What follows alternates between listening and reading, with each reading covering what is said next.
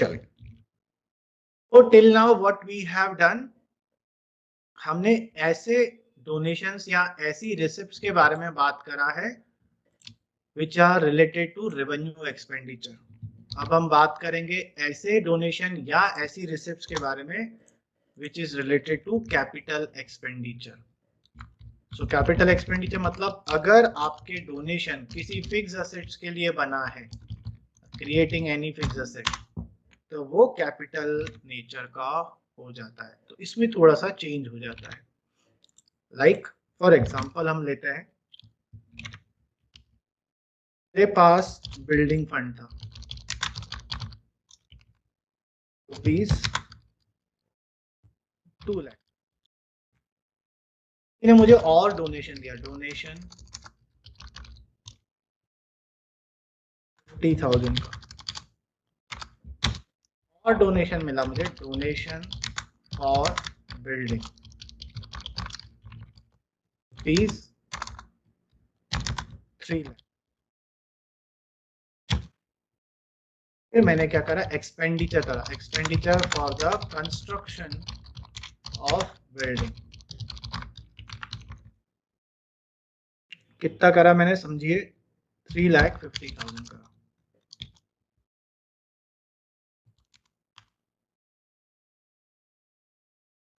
अब गाइस मुझे एक चीज बताइए, अगर मुझे किसी पर्सन ने डोनेशन दिया और बोला कि ये डोनेशन मैं दे रहा हूं, लेकिन ये डोनेशन से आप क्या करेंगे, आप अपने इंस्टीट्यूट के लिए कंप्यूटर सिस्टम परचेज करेंगे, ठीक।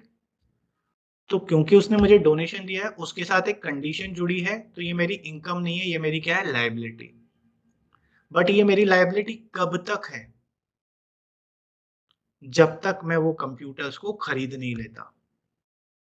तो मुझे अनुपमा ने डोनेशन दिया, बोला सर ये लो 10 करोड़ रुपए, मेरे पास बहुत पैसा है, इससे क्या करना, आप अपनी क्लास को पूरा स्मार्ट क्लास बना देना, ठीक है। जैसे आप स्मार्ट हो, अब भले कोई और बोले ना बोले, मैं खुद को बोल लेता हूँ, वैसे ही आप अपनी क्लास को भी कर देना, ठीक है। तो अनुपमा ने तो डोनेशन दे दिया मुझे, अब जब तक मैं अपनी क्लास को स्मार्ट क्लास नहीं बनाता, मतलब स्मार्ट क्लास कैसे होगा, पूरा सिस्टम लगाना पड़ेगा, सारी चीजें, ठीक।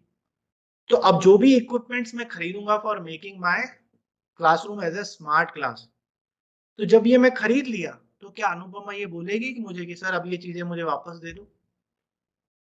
नहीं, क्योंकि उसने डोनेशन दिया था। बस दिक्कत क्या थी कि वो डोनेशन के साथ उसने एक स्पेसिफिक पर्पस बता दिया था कि सर ये कंप्यूटर्स खरीदना या ये स्मार्ट सिस्टम खरीदना।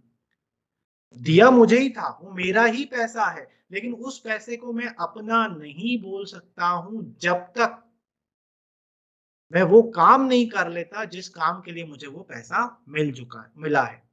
और जिस दिन मैंने वो काम कर लिया, उस दिन वो मेरा पैसा बन जाएगा, मेरा मतलब एनपीओ का बन जाएगा। उस पर फिर उस पर्टिकुलर पर्सन का कोई अधिकार नहीं होगा जिसने डोनेशन दिया है। ये समझ में आया? मतलब कहने का गाइस क्या है कि जब आप अपने बिजनेस में कोई एसेट को इंट्रोड्यूस करते हो ना, तो वो एसेट आपका कैपिटल बन जाता है, कैपिटल का पार्ट बन जाता है, यस और नो? क्योंकि वो आपका पैसा है, क्योंकि वो आपका एसेट है, आपके एनपीओ का एसेट है। तो अब मुझे अनुपमा ने 50,000 दिए, बोले सर कंप्यूटर खरीद लेना, लैपटॉप वगैरह, ठीक है, डोनेशन दिया। तो जब तक मैं लैपटॉप को खरीदता नहीं हूं, तब तक तो वो मेरी लायबिलिटी है। लेकिन याद रखिएगा, मैं जो बोल रहा हूँ ध्यान से सुनिएगा, नहीं समझ में आया तो पूछेगा। तो मुझे जो अनुपमा ने डोनेशन दिया 50,000 का फॉर परचेसिंग लैपटॉप, जब तक मैं लैपटॉप नहीं खरीदता तब तक ये मेरी लायबिलिटी है। अगर मैंने लैपटॉप खरीद लिया तो क्या ये मेरी लायबिलिटी रहेगी अब? नहीं, ये क्या बन जाएगा, मेरे एनपीओ का फंड बन जाएगा। पहले ये लैपटॉप फंड था, लायबिलिटी था, लेकिन अब ये मेरे एनपीओ का फंड बन जाएगा। हमारे एनपीओ का जो खुद का फंड होता है उसे बोला जाता है कैपिटल फंड। आपके बिजनेस की जो कैपिटल होती है, जिसको आप कैपिटल बोलते हो, एनपीओ में उसी कैपिटल को कैपिटल फंड बोला जाता है, हमारे बिजनेस का खुद का पैसा। तो मैंने क्या बोला यहां पर, when you receive any receipt for the specific purpose for the creation of any fixed asset. तब आप क्या करोगे? It will be shown in the liability side as fund.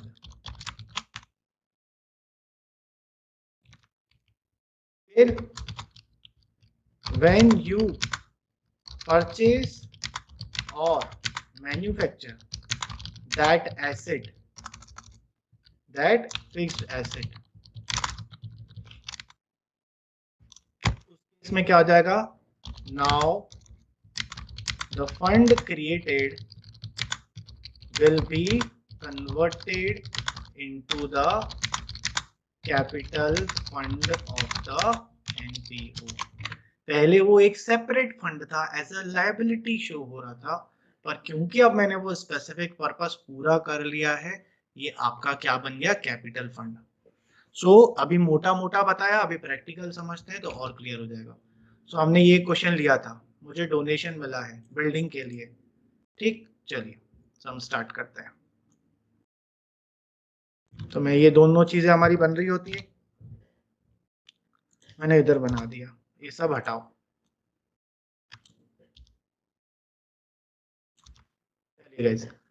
आपके पास बिल्डिंग फंड है, फंड वर्ड लिखा है मतलब ओपनिंग बैलेंस है, तो क्योंकि फंड है इसलिए आप बैलेंस शीट में जाएंगे, लायबिलिटी साइड पर बिल्डिंग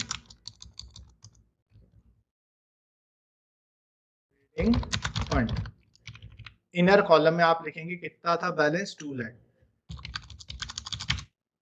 गाइस आपको डोनेशन मिला है 50,000, क्या इस डोनेशन का कोई स्पेसिफिक यूज लिखा हुआ है?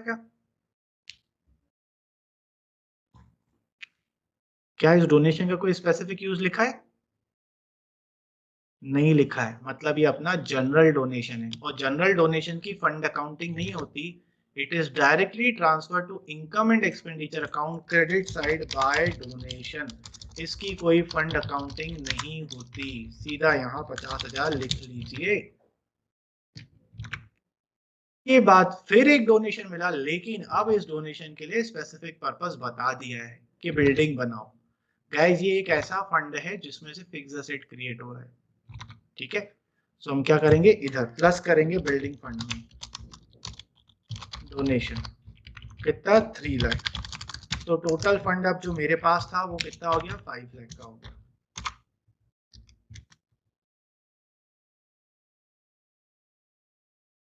अब मैंने क्या किया? अब मैंने 3,50,000 का बिल्डिंग कंस्ट्रक्ट करवा लिया, है ना। तो जब आपने बिल्डिंग कंस्ट्रक्ट करवा लिया तो आपके बिजनेस के पास एक एसेट आ गया।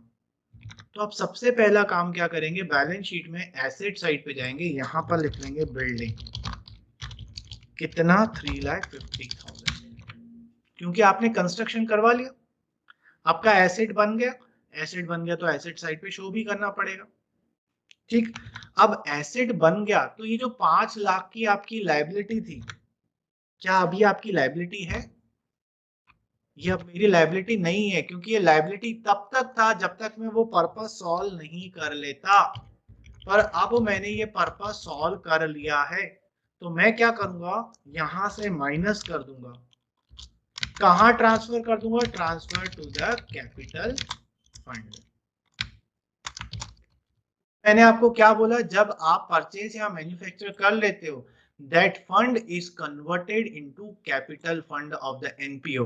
तो अब आप इसे बिल्डिंग फंड में से माइनस कर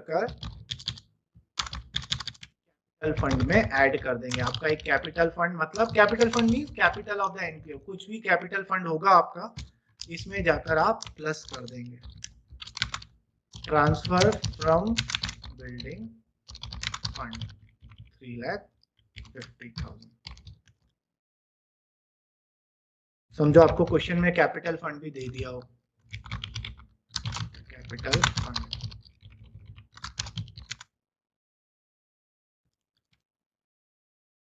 आपका कैपिटल फंड 10 लाख था, इसमें 3,50,000 और आ गया, तो कुल मिलाकर अब आपका कैपिटल फंड हो जाएगा 13,50,000, और आपका बिल्डिंग फंड 5 लाख से रिड्यूस होकर 1,50,000 हो जाएगा और इस तरफ 3,50,000 की बिल्डिंग भी दिखने लगेगी और ये जो डोनेशन जिसका कोई यूज नहीं था, स्पेसिफिक पर्पस नहीं था, वो आपकी इनकम बन गई। समझ में आया? सो देखिए, ऐसा डोनेशन जो रेवेन्यू नेचर का होता है, मतलब जिसमें से फिक्स्ड एसेट नहीं क्रिएट हो रहा था, like tournament fund, like match fund, like prize fund, तो ये रेवेन्यू नेचर के हैं। अगर रेवेन्यू नेचर के फंड में से कोई फिक्स्ड एसेट क्रिएट होता है तो उसको फंड में से माइनस नहीं करते हैं, लेकिन कोई इनकम और एक्सपेंस होती है तो माइनस या प्लस करते हैं। लेकिन अगर कोई ऐसा फंड है जो कैपिटल नेचर का है, मतलब जिसमें से फिक्स्ड एसेट्स क्रिएट होगा, तो जब आप फिक्स्ड एसेट क्रिएट करोगे तो जितना फिक्स्ड एसेट क्रिएट करोगे उतना ही फंड में से माइनस कर कर उसे कैपिटल फंड में ट्रांसफर करोगे। तो जब आप एक्सपेंडिचर करते हो 3 काम करोगे। एक, आप एसेट साइड में एसेट को दिखाओगे जो नया आपने बनाया है, उतना ही सेम अमाउंट आप अपने स्पेसिफिक फंड में से माइनस करेंगे और उसको ट्रांसफर प्लस कर देंगे कहां पर? कैपिटल फंड में। Am I clear on this?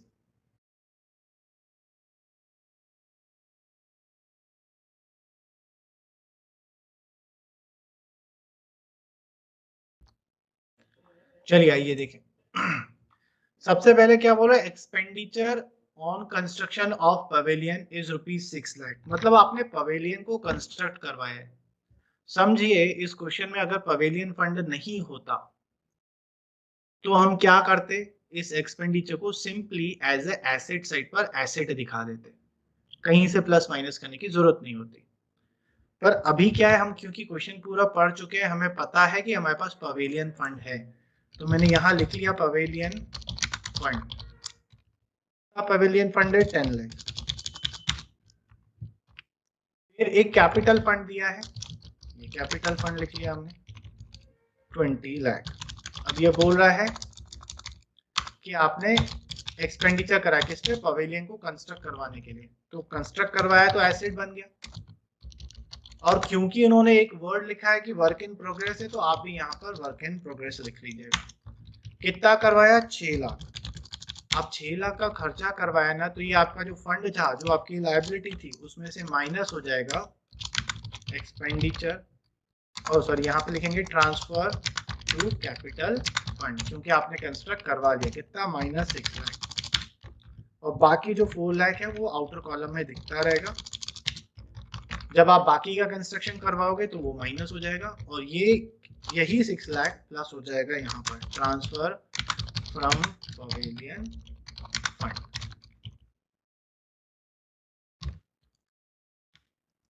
ये 26 लाख हो जाएगा, ये 4 लाख आ जाएगा, और इधर 6 लाख आ जाएगा। सिंपल, ठीक है।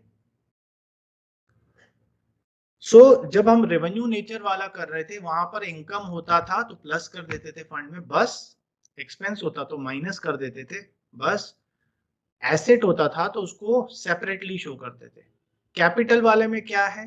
अगर कोई एसेट क्रिएट होगा तो 3 काम करने, एसेट साइड शो करना है, फंड में से माइनस करना है, कौन से? स्पेसिफिक फंड में से, और कैपिटल फंड में जाकर प्लस कर देना है। ठीक है, ये क्वेश्चन आपको दे दिया। आपको रिसिप्ट एंड पेमेंट का एक एक्सट्रैक्ट दे दिया, यहाँ पर एडिशनल इंफॉर्मेशन दे दिया, और बोल रहा है कि इन सब आइटम्स को आप अपने फाइनल अकाउंट्स में कैसे शो करोगे। सो आप करिएगा। सो इसको सॉल्व करते हैं। Now what this question is saying that following is the extract of receipt and payment account. Receipt and payment की कुछ चीजें इन्होंने हमको दे दी है, और बोल रहा है कि you are required to show the different items in income and expenditure and balance sheet। मतलब फाइनल अकाउंट्स में कौन सा आइटम कहां पर शो करोगे। एंड गाइस, एक चीज याद रखिएगा, इन्होंने फाइनल अकाउंट बोला है और बैलेंस शीट बोला है, तो हमको दोनों चीजें बनानी पड़ेंगी। चलिए ठीक है, जो मैं अभी बताने जा रहा था वो बाद में बताऊंगा, उसको छोड़ देते हैं। सो हमें क्या बनाना है? इनकम एंड एक्सपेंडिचर और बैलेंस शीट। तो उसका फॉर्मेट बना लेते हैं पहले हम दोनों का। सो इस तरीके से हमारा ये फॉर्मेट हम बना लेंगे, फिर वन बाय वन करते जाएंगे। सो रिसिप्ट एंड पेमेंट अकाउंट दिया है, डोनेशन फॉर पवेलियन दिया है। So this is a specific donation, ठीक। तो एक बार हम एडजस्टमेंट में भी देखेंगे क्या कोई पुराना पवेलियन फंड हमारे पास है क्या। हाँ है, ओपनिंग में।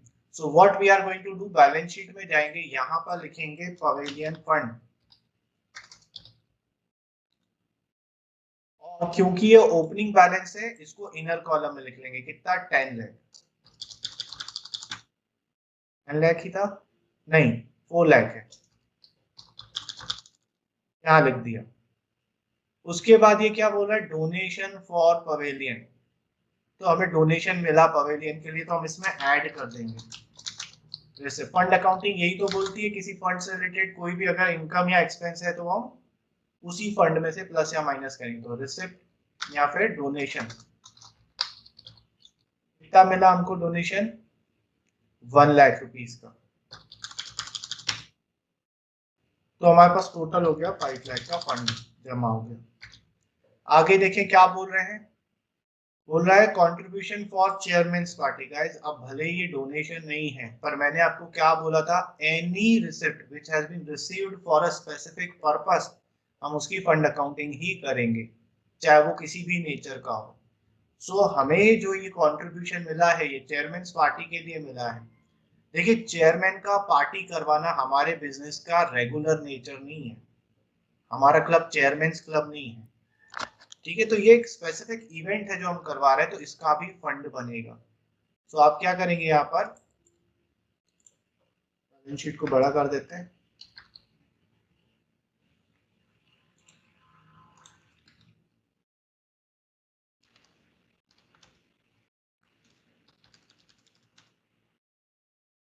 यहाँ पे लिख लेते हैं हम लोग चेयरमैन्स पार्टी फंड। तब मिला था हमें 20,000, ये मिल गया, हमने इसको यहाँ पर लिख ली। उसके बाद क्या करेंगे, डोनेशन। अब ये डोनेशन कौन सा, इनके साथ कोई पर्पस नहीं है, मींस ये जनरल डोनेशन है। जनरल डोनेशन हमारे इनकम में चला जाता है, तो इनकम एंड एक्सपेंडिचर में क्रेडिट साइड पर करेंगे बाय डोनेशंस 500।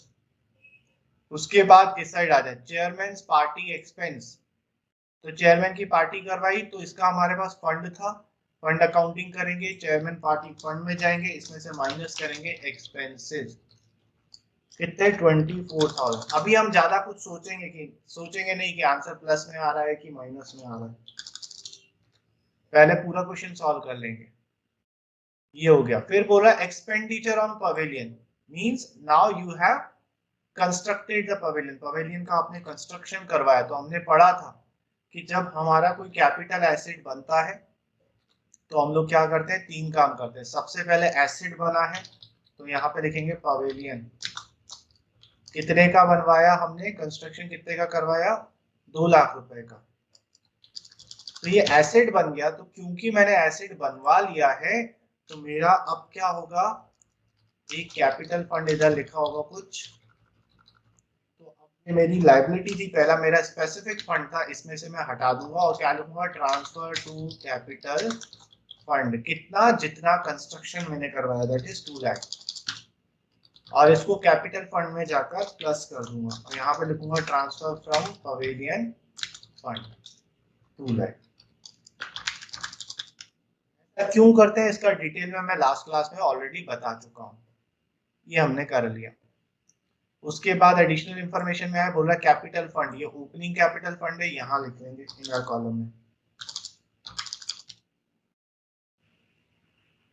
ठीक है। हो गया पूरा क्वेश्चन।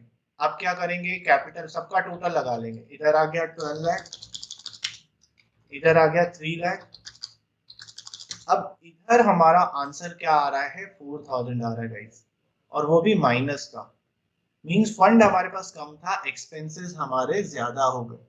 अगर ये आंसर हमारा पॉजिटिव में आ रहा होता तो हम इसको यही लायबिलिटी साइड पर छोड़ देते, पर क्योंकि फंड मेरे पास कम था, हमारा एनपीओ पास कम था, हमने एक्सपेंडिचर ज्यादा कर दिया, तो जो एक्सेस एक्सपेंडिचर है now that will be beared by NPO itself, means ये 4,000 का जो एक्सेस एक्सपेंडिचर हुआ है ये एनपीओ का एक्सपेंडिचर हो जाएगा, और एनपीओ की जितने भी एक्सपेंडिचर होते हैं वो इनकम एंड एक्सपेंडिचर में चले जाते हैं। सो अब हम क्या करेंगे, ये जो 4,000 है माइनस में, इसको हम क्या करेंगे, transfer to income and expenditure account, और यहां पर 0 आ जाएगा।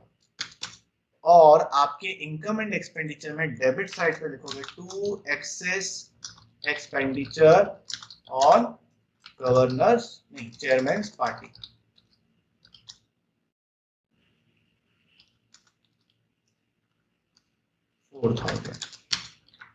तो यहां से हमें क्या सीखने को मिल रहा है कि अगर हमारे पास कोई फंड है और हमारा फंड का एक्सपेंसेस फंड के अमाउंट से ज्यादा हो जाता है, तो जो एक्सेस एक्सपेंडिचर है that will be borne by the NPO, और वो जितना भी माइनस में अमाउंट आ रहा है वो इनकम एंड एक्सपेंडिचर के एक्सपेंडिचर साइड में चला जाएगा।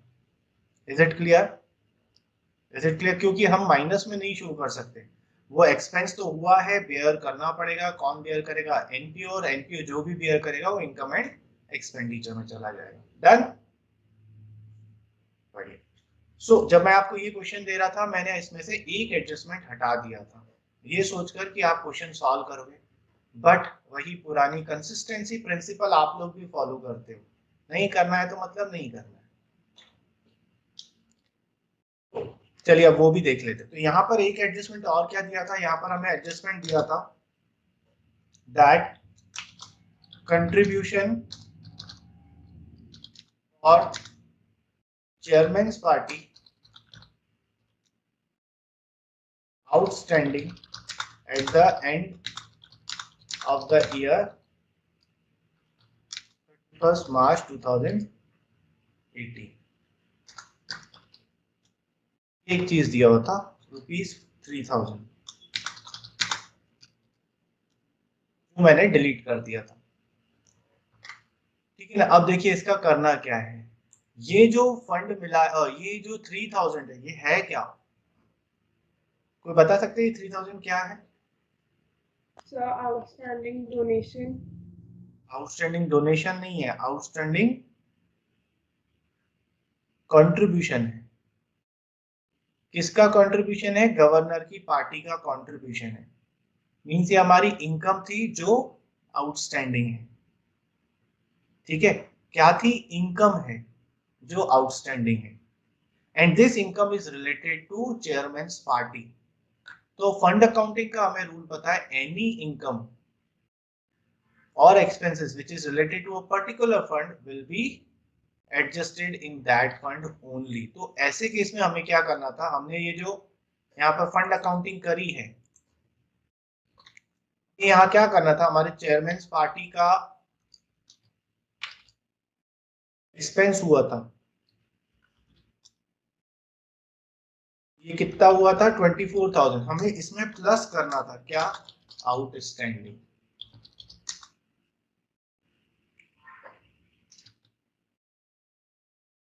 आउटस्टैंडिंग कंट्रीब्यूशन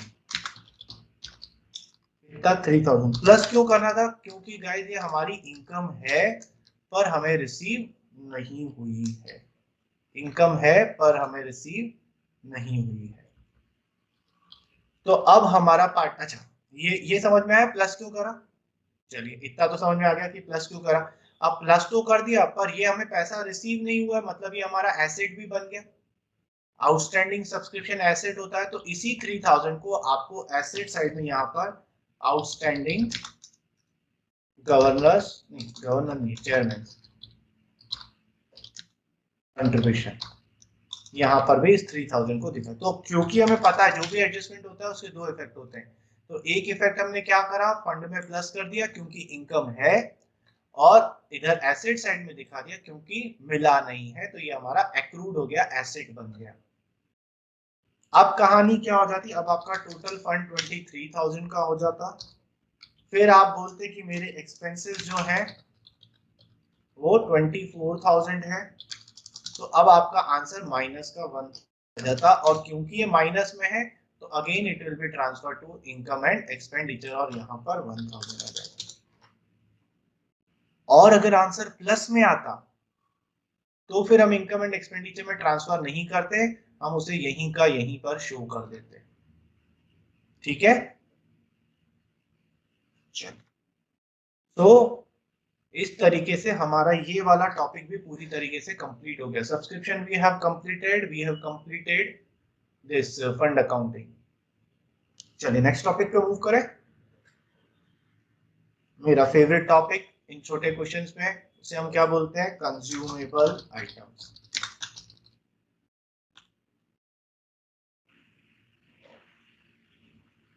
अब क्वेश्चन आता है कि ये कंज्यूमेबल आइटम्स होते क्या हैं। तो सबसे पहले बात, कंज्यूमेबल आइटम क्या होते हैं? ऐसे आइटम्स जो एक एनपीओ परचेज करता है, not for the purpose of sale but for providing services, मतलब उसको कंज्यूम करने के लिए खरीदता है। तो सर ये कंज्यूमेबल आइटम एनपीओ में ही हमें क्यों मिलते हैं, उधर क्यों नहीं मिलते हमको ट्रेडिंग अकाउंट वगैरह में, जब नॉर्मल बिजनेस में क्यों नहीं मिलते? क्यों? क्योंकि वो लोग ट्रेडिंग करते हैं, परचेज एंड सेल करते हैं, परचेज एंड सेल करते हैं। लेकिन एनपीओ परचेज एंड सेल करता ही नहीं है, उसका काम ट्रेडिंग करना नहीं है। However, they purchase some items on regular basis, but not for the purpose of sale, but for providing services to their members.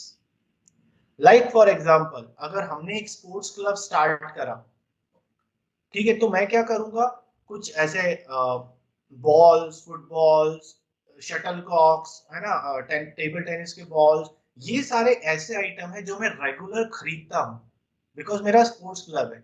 But क्यों खरीदता हूँ? क्या बेचने के लिए खरीदता हूँ? नहीं, कंज्यूम करने के लिए, मींस सर्विस प्रोवाइड करने के लिए। ठीक है ना,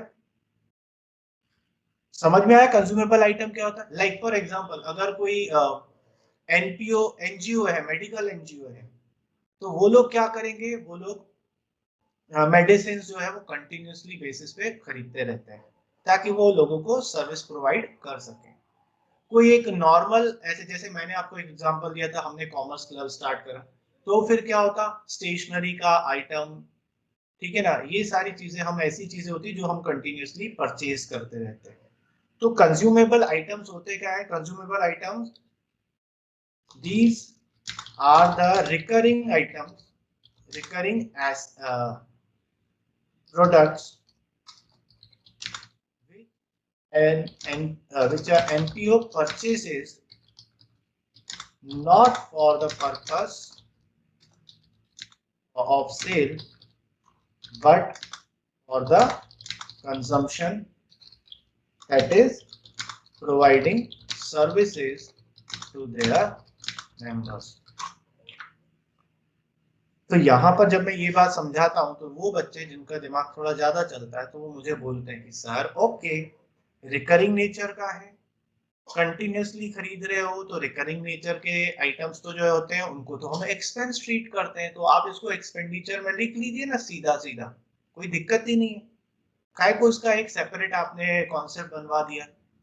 तो उनकी बात भी सही है, लेकिन कंज्यूमेबल आइटम हम सेपरेटली क्यों सीखते हैं? क्योंकि गाइस ये कंज्यूमेबल आइटम ऐसे आइटम होते हैं जो एनपीओ परचेज करता रहता है कंटिन्यूसली। अब इससे प्रॉब्लम क्या होता है समझिए, जैसे मेरा कोचिंग इंस्टीट्यूट है, बताइए मेरे लिए कंज्यूमेबल आइटम क्या है? Sir laptop. Laptop consumable item है क्या? मैं बार बार रोज हर हर 2 दिन में लैपटॉप खरीदता हूँ? वाह यार, इतना अमीर काश मैं हो जाऊं। सब मार्कर मार्कर चॉक। हाँ, मार्कर्स, चॉक्स, ठीक है ना। और सिंस ऑनलाइन क्लास चल रही है, तो जो माइक है, या जो मेरे जो ये ब्लूटूथ के मैं अपने कीबोर्ड यूज करता हूँ, तो उनकी बैटरीज हैं, ठीक है, स्टेशनरी का आइटम है, ये सारे अब मेरे लिए कंज्यूमेबल आइटम। और जब फिजिकल क्लास चलती तो markers are my consumable item, है ना। वो A4 साइज के पेपर जो मैं बार बार खरीदता रहता हूँ, that are my consumable item. So consumable item जो है वो रेगुलर यूज में आते हैं। तो अब हम क्या करते हैं, या मैं क्या करता हूँ, मैं बल्क में साल की शुरुआत में खरीद लेता हूँ। मैं मार्कर क्या करता हूँ, मैं मार्कर के 3 डब्बे साल की शुरुआत में खरीद लेता हूँ। एक डब्बे में 10 मार्कर्स आते हैं, 30 मार्कर्स हो जाते हैं, प्लस साथ में मैं क्या करता हूँ, 3-4 इंक की बॉटल्स भी खरीद लेता हूँ। ये क्यों खरीद लेता हूँ मैं एक साथ? क्योंकि मुझे पता है बार बार यूज होगा, तो मैं हर 2 दिन और हर 5-6 दिन में एक मार्कर खत्म हो जाता है। तो अब कौन रोज रोज हर हफ्ते रोज जाएगा उसके पास खरीदने, तो हम लोग बल्क में खरीद के रख लेते हैं। अब इससे होता क्या है, इससे होता ये है कि आप जिससे बल्क में खरीद कर आ रहे हैं हो सकता है at the end of the year आपने पूरे मार्कर्स यूज नहीं करे, क्योंकि आपने तो एस्टिमेटेड बेसिस पे खरीद लिए थे। सो हुआ क्या, मैंने टोटल मार्कर जो परचेज करे, मैंने टोटल 5000 के मार्कर्स परचेज करे साल की शुरुआत में। यूज करते गया यूज करते गया यूज करते गया, at the end of the year मेरे पास 300 रुपए के मार्कर्स बच गए, यूज नहीं हो पाए, है ना। तो अब मुझे बताइए, कोई मुझे बता सकता है कि एक्सपेंडिचर क्या, एक्सपेंस क्या होता है, expense, what is expense, how will you define expense? So the total amount of markers purchased. Okay, the total amount of marker purchase। चलिए मैं इसको आपको थोड़ा घुमा के बोलता हूँ। आप एक एसेट परचेज करते हैं, फिक्स एसेट, ठीक है, और उसके ऊपर डेप्रिसिएशन लगाते हैं, तो जो फिक्स एसेट परचेज किया है वो एक्सपेंस है या डेप्रिसिएशन लगाया है वो एक्सपेंस है? Depreciation. फिक्स एसेट वाला एक्सपेंस नहीं है, डेप्रिसिएशन वाला एक्सपेंस है। डेप्रिसिएशन क्यों एक्सपेंस है? So because उससे fixed asset की वैल्यू कम हो रही है। क्यों कम हो रही है? क्यों कम हो रही है? So because हम यूज कर रहे हैं डेली, तो That's what I wanted to hear, क्योंकि आप यूज कर रहे हैं इसीलिए वो आपका एक्सपेंस है। तो याद रखिएगा एक्सपेंस होता क्या है, expense means that outflow whose benefit has been received. जिसका बेनिफिट नहीं मिला होता है वो हमारा एक्सपेंस नहीं होता है, वो हमारा एसेट होता है, क्योंकि वो नेक्स्ट साल यूज होगा। यस और नो? सो एक्सपेंस क्या होता है, जितना बेनिफिट मैंने ले लिया, जिसका बेनिफिट नहीं लिया वो मेरा एक्सपेंस नहीं होता है। ये समझ में आया? तो जिसका बेनिफिट ले लिया वो एक्सपेंस, जिसका बेनिफिट नहीं लिया वो क्या हो जाएगा? लैपटॉप को मैं अपना एसेट क्यों बोलता हूँ, फिक्स एसेट क्यों बोलता हूँ, क्योंकि ये लैपटॉप का पूरा बेनिफिट अभी तक मैंने नहीं लिया, वो आगे भी यूज आएगा। तो वो चीज जिसका बेनिफिट आपको अभी तक नहीं मिला है, फ्यूचर में मिलेगा, वो आपका एसेट होता है, और जिसका बेनिफिट आपको मिल गया है वो आपका एक्सपेंस होता है। सिंपल। तो अगर मैंने जो आपको एग्जांपल दिया, मार्कर्स मैंने परचेज करे 5000 के और 300 रुपए के मार्कर्स बच गए, तो बताइए मेरा टोटल एक्सपेंस कितना हुआ?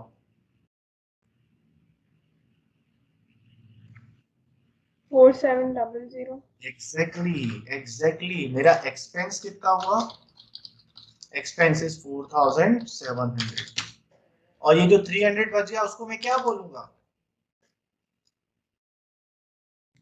एसेट। एसेट। सो हम कंज्यूमेबल आइटम एनपीओ में क्यों सीख रहे हैं, क्योंकि रिसिप्ट एंड पेमेंट में आपको ये अमाउंट मिलेगा, कितना आपने पे किया है। Now you have to find out of this 5000 कितना इनकम एंड एक्सपेंडिचर में जाएगा और कितना बैलेंस शीट में जाएगा। समझ में आया? That's why we are learning about consumable item. तो अब ये कंज्यूमेबल आइटम तुमने कैसे निकाला, ये मतलब एक्सपेंस कैसे निकाला? 4700 5000 में से 300 माइनस कर दिया, ठीक है। So what we are going to calculate, we are going to calculate the amount of consumable items consumed, मैंने कितना कंज्यूम करा है, और जितना कंज्यूम करा है it will be debited to income and expenditure account.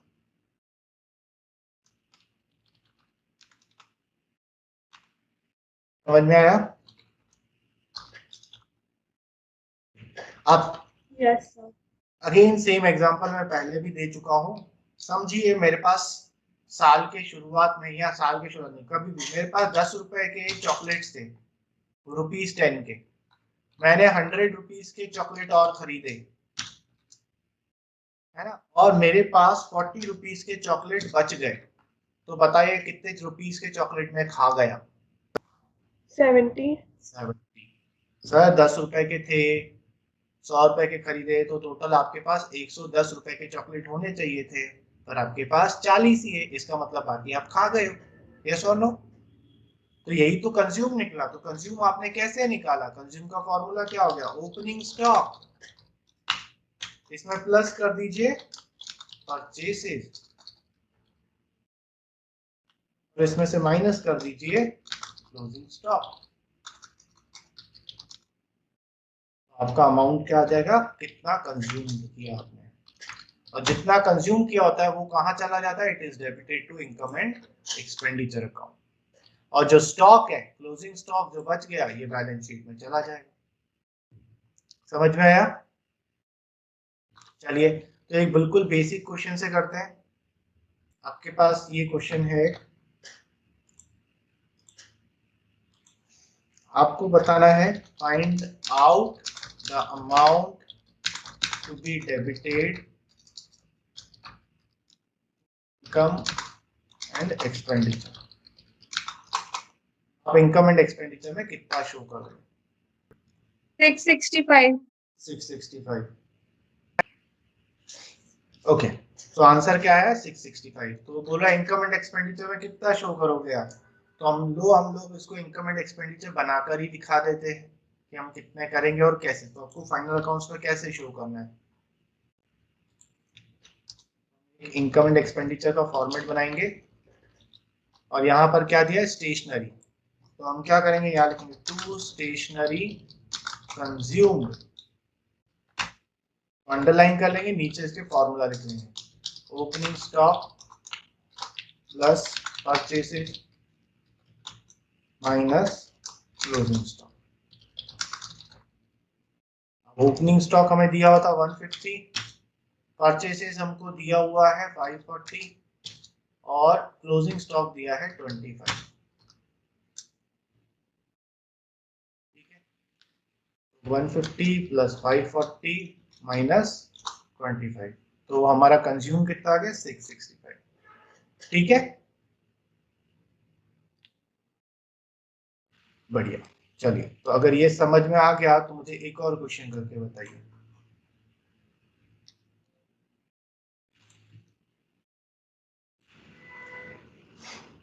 Same वही बोल रहा है, on the basis of information calculate the amount of medicine to be debited to income and expenditure account. Okay guys, चलिए, इसमें क्या है, बच्चे कंफ्यूज क्यों हो जाते हैं? क्योंकि यहाँ पर क्रेडिटर्स भी दिया हुआ है। बट गाइस, आपको ध्यान क्या रखना है? आपको इसने सिर्फ एक ही चीज कैलकुलेट करने को बोला है कि इनकम एंड एक्सपेंडिचर में कितना आएगा, और कुछ नहीं बोला है। तो हमें इनकम एंड एक्सपेंडिचर के लिए तीन चीजें चाहिए: ओपनिंग स्टॉक, परचेज और क्लोजिंग स्टॉक। ठीक है, तो अब अगर मैं क्वेश्चन को ध्यान से देखूं तो मेरे पास ओपनिंग स्टॉक ये 2017 वाला दिया हुआ है, क्लोजिंग स्टॉक भी दिया हुआ है, और अगर आप ध्यान से पढ़ो तो यहाँ क्या लिखा हुआ है? Medicine purchased 60,80,700। सो क्योंकि अगर परचेज मुझे दिया हुआ है तो ये क्रेडिटर्स का मेरे को कोई यूज ही नहीं आएगा इस क्वेश्चन के लिए। तो यहाँ मैं आपको क्या बताना चाहता हूँ गाइस, दो वर्ड्स जिनमें कंफ्यूज हो सकते हैं, वो है, एक वर्ड है आपका परचेज और एक वर्ड है आपका पेमेंट। सो हमें इस फॉर्मूले में कौन सा वर्ड चाहिए? हमें इस फॉर्मूले में चाहिए परचेज वर्ड, पेमेंट नहीं चाहिए। ठीक है, अब अगर आप क्वेश्चन में ध्यान दो, पिछले क्वेश्चन में देखिए, यहाँ पर परचेज नहीं दिया हुआ था, यहाँ पर क्या दिया हुआ था? पेमेंट दिया हुआ है। बट फिर भी इस पेमेंट को हमने परचेसेस की जगह यूज कर लिया।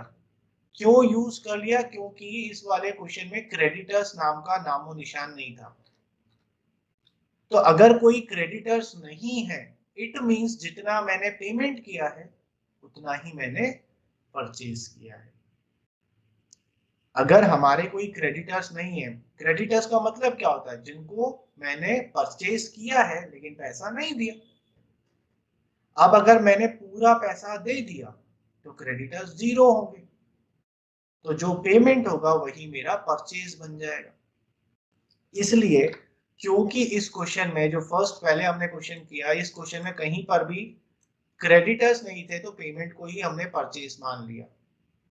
लेकिन सेकंड वाले क्वेश्चन में यहाँ क्रेडिटर्स दिए हुए थे, लेकिन दूसरी अच्छी बात क्या थी, इसने आपको डायरेक्टली परचेसेस दे दिया, तो ज्यादा कुछ कंफ्यूजन नहीं है। आप क्या करेंगे, ओपनिंग स्टॉक ले लेंगे 175 750 और परचेसेस आपको दिया हुआ है 60,80,700 और क्लोजिंग स्टॉक दिया हुआ आपको 1,44,650। ये डायरेक्ट हो जाएगा, इसमें कुछ भी दिक्कत नहीं है। ये समझ में आया? लेकिन गाइस ये क्वेश्चन पूरा का पूरा चेंज हो जाता अगर यहां पर पेमेंट की, परचेज की जगह अगर ये पेमेंट हो जाता, तो फिर मैं इस 60,80,700 को यहां यूज नहीं कर पाता, क्योंकि मुझे यहाँ पेमेंट नहीं चाहिए, हमें यहाँ परचेसेस चाहिए। समझ में आया? समझ में आया? बहुत good। चलिए तो अब आगे बढ़ते हैं। यहाँ तक कोई डाउट नहीं? डाउट। So ये 64 कैसे आया? कौन सा है ये? 1,75,000 प्लस 60 माइनस 144,650।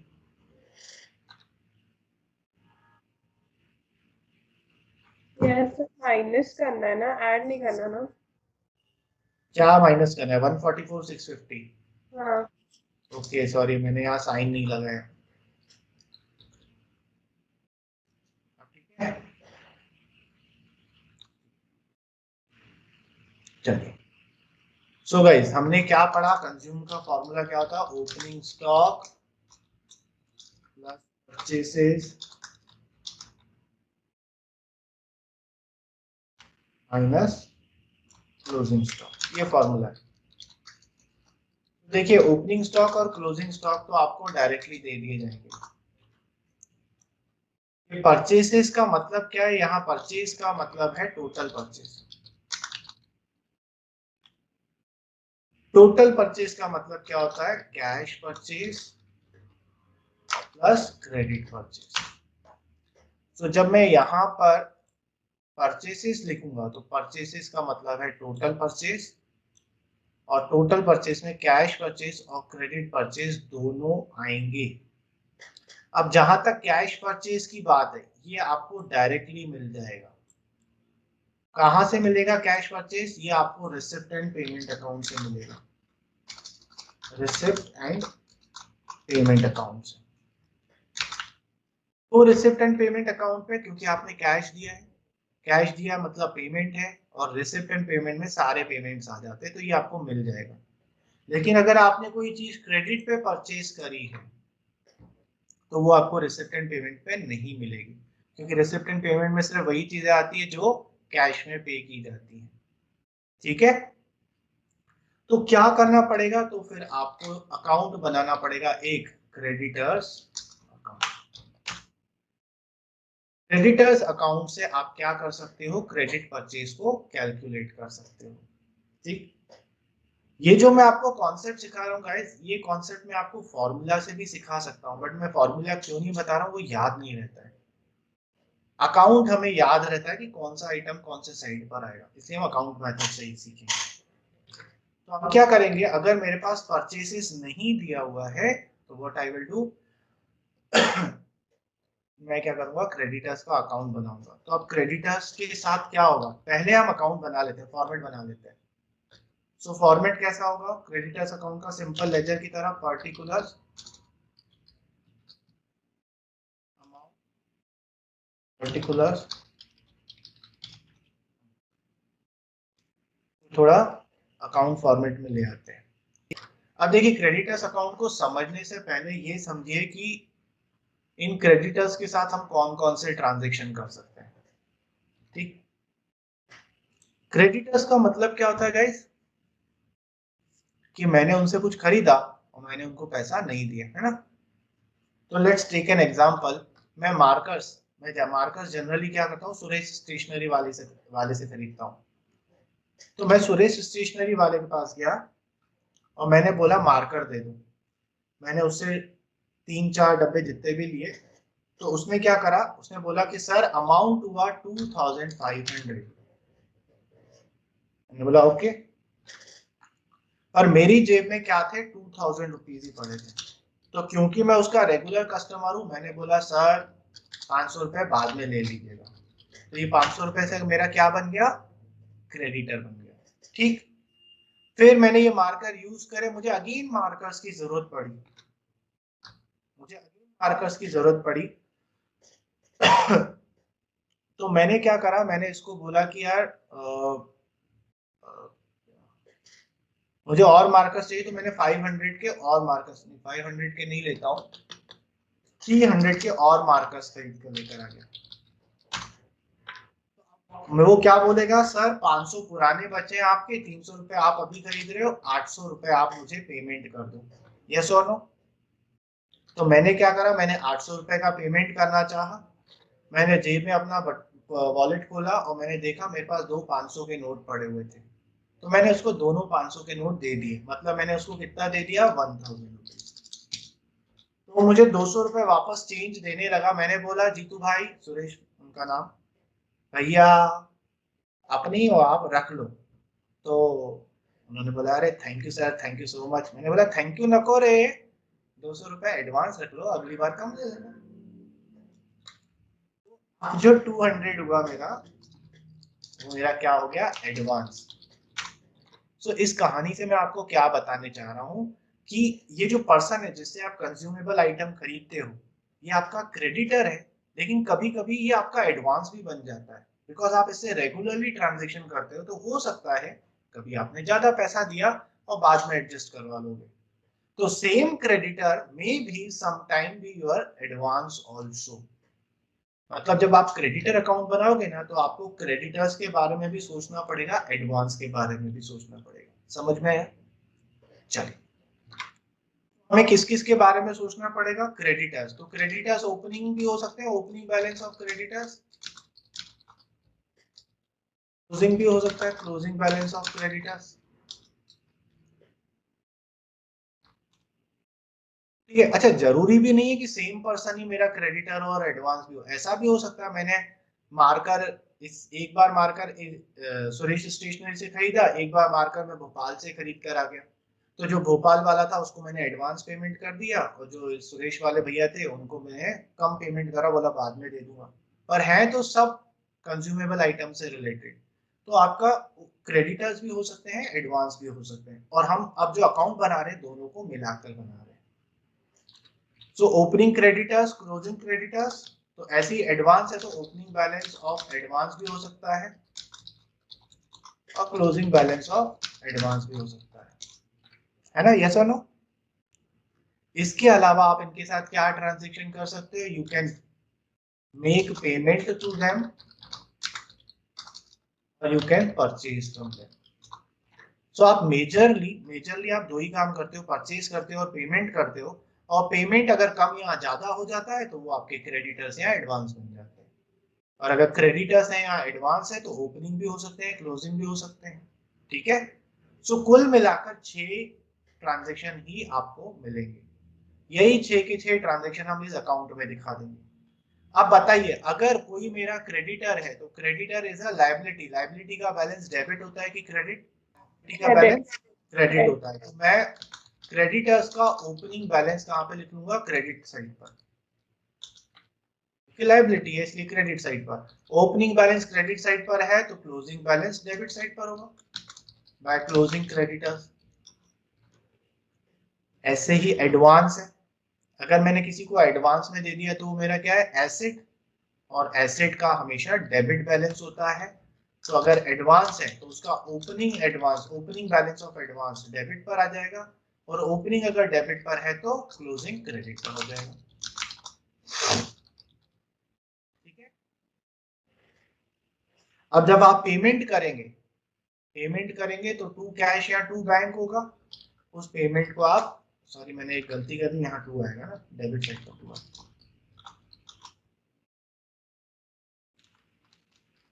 तो आप जब पेमेंट करेंगे तो आप डेबिट साइड पे लिखेंगे टू बैंक अकाउंट, इसमें कौन सा अमाउंट आएगा, पेमेंट वाला।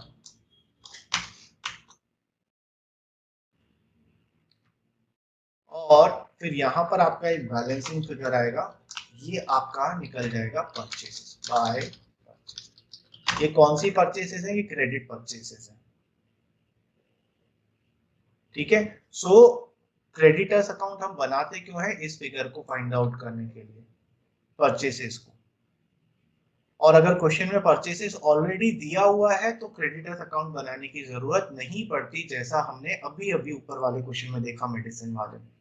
क्योंकि वहां परचेसेस दिया हुआ था इसलिए हमने क्रेडिटर्स का यूज नहीं किया। ये समझ में आया? चलिए, तो अब हम क्या करते हैं, एक काम करके देखते हैं। ये जो क्वेश्चन हमने किया इसी को दोबारा करते हैं, एक छोटा सा चेंज करके। और वो चेंज मेरे ख्याल से अब आप भी समझ गए होंगे। वो चेंज हम क्या करेंगे, इधर परचेज को हटाकर हम इसको पेमेंट कर लिख लेते हैं।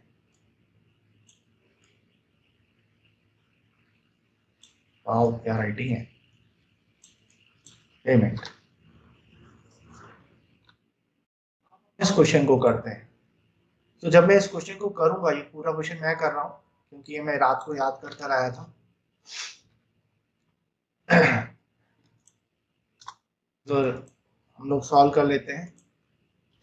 तो अब क्या करेंगे, स्टॉक दिया, ओपनिंग स्टॉक मैंने यहां लिख लिया, क्लोजिंग स्टॉक मैंने यहां लिख लिया।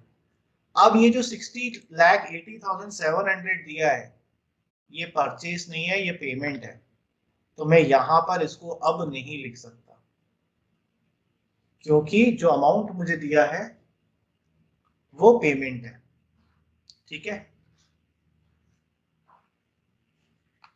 तो अब मैं क्या करूंगा, क्योंकि पेमेंट है मुझे परचेसेस कैलकुलेट करना है। तो वैसे तो मैं इसको परचेज अज्यूम कर सकता था, बट मेरे क्वेश्चन में क्रेडिटर्स गिवन है तो मुझे क्या करना पड़ेगा, क्रेडिटर्स का अकाउंट बनाना पड़ेगा। तो मैं आऊंगा वर्किंग नोट में, यहाँ पर एक क्रेडिटर्स का अकाउंट बना लूंगा, यही वाला।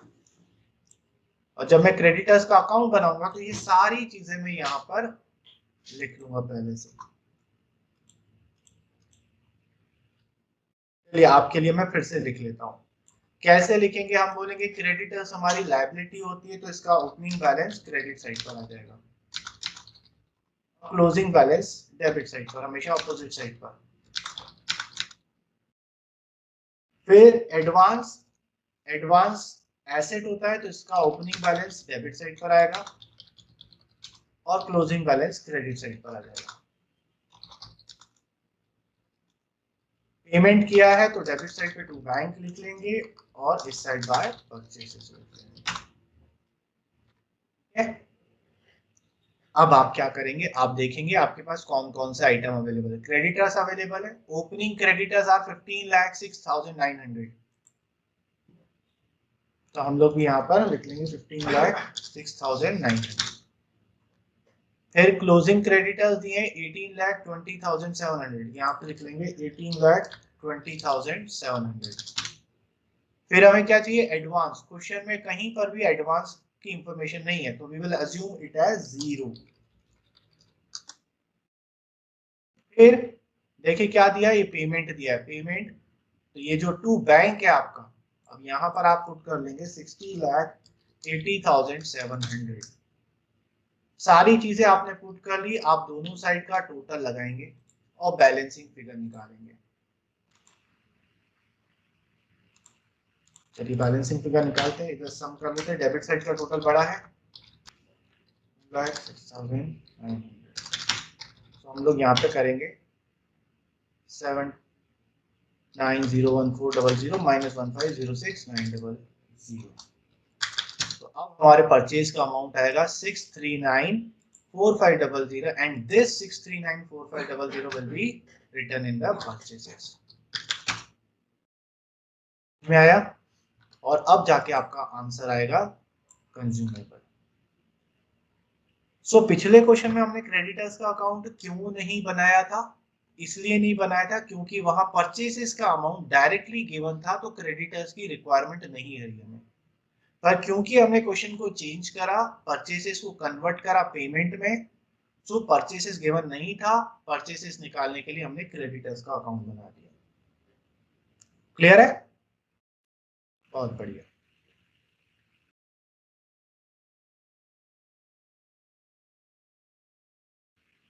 So if you have noted it down, अगला क्वेश्चन दूं, खुद करेंगे। सो एक इजी क्वेश्चन देते हैं आपको। कैलकुलेट करके बताइए मुझे कितना एक्सपेंडिचर।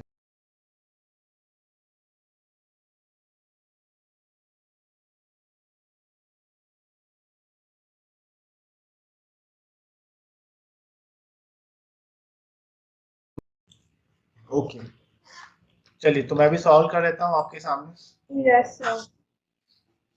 सो हमें पता है हमें इन दोनों चीजों की रिक्वायरमेंट होगी।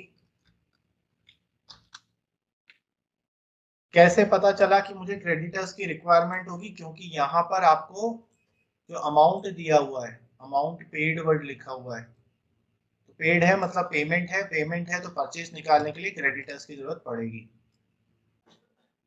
चलिए ये हमारा फॉर्मेट है। स्टेशनरी कंज्यूम लिख लिया, सबसे पहले हमें स्टॉक ऑफ स्टेशनरी दिया होता, यहाँ पर लिख लेंगे 3000। फिर परचेसेस नहीं है हमारे पास, फिर क्रेडिटर्स है, तो क्रेडिटर्स अकाउंट, ये ओपनिंग बैलेंस है, यहाँ पर लिख लेंगे 2000। उसके बाद advance paid for stationery of previous year, means opening advance की बात कर रहा है, तो ये 200 यहाँ आ जाएगा। देन 10,800 अमाउंट पेड है, ये पेमेंट है तो ये 10 टू बैंक में आ जाएगा 10,800। उसके बाद क्या दिया हुआ है, स्टॉक ऑफ स्टेशनरी 500, ये क्लोजिंग स्टॉक की बात कर रहा है, तो इसको यहाँ पुट करेंगे इनकम एंड एक्सपेंडिचर में।